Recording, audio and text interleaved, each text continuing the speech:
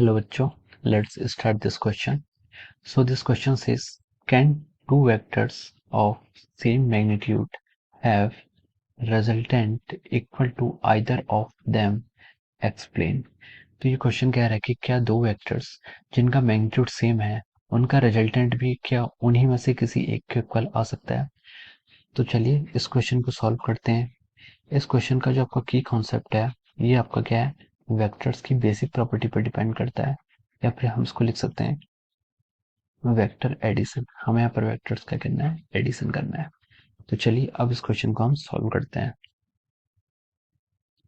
देखिए, can two vectors of same magnitude, हमें पता है कि किसी भी वेक्टर्स का रिजल्टेंट कैसे निकालते हैं।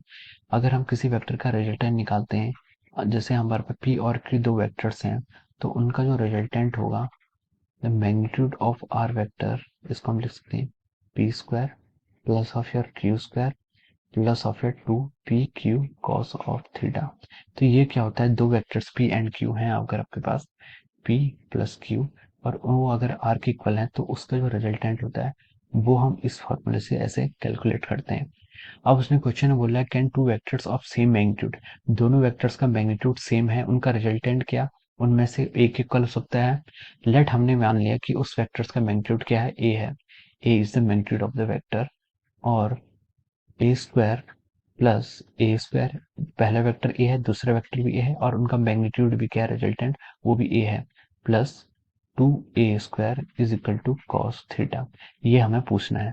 तो अब देखिए, अब हम इसको आगे सॉल्व करते हैं। ए यहाँ पर रूट, ये हो जाएगा आपका two A square plus two A square cos theta. अब इसको आप फर्दर सिंप्लीफाइड कीजिए।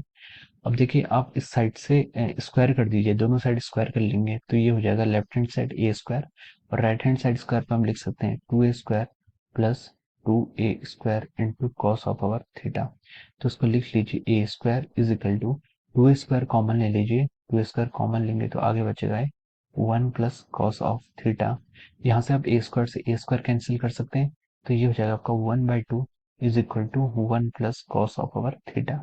और यहाँ से हम लिख सकते हैं जो आपका कॉस थीटा आएगा, कॉस थीटा की value minus one by two हो जाएगी, और थीटा को हम लिख सकते हैं आपका cos inverse minus one by to. तो देखिए, अब हमें पता है कि कॉस की वैल्यू वन बाई टू होती है आपकी कॉस सिक्सटी पे, तो कॉस की वैल्यू नेगेटिव होगी तो इसका मतलब है pi minus sixty one twenty degree पर, वन ट्वेंटी डिग्री पर इसका क्या होगा, मैग्नीट्यूड जो होगा इन दो वेक्टर्स का सेम इक्वल मैग्नीट्यूड्स का, वो 120, वो आपका 120 डिग्री के एंगल पर रिजल्टेंट उनके आइदर ऑफ देम के इक्वल आ सकता है। तो at an angle of 120 degree ये केस आपका क्या हो सकता है, पॉसिबल हो सकता है। So I hope you all understood this concept. Thank you so much.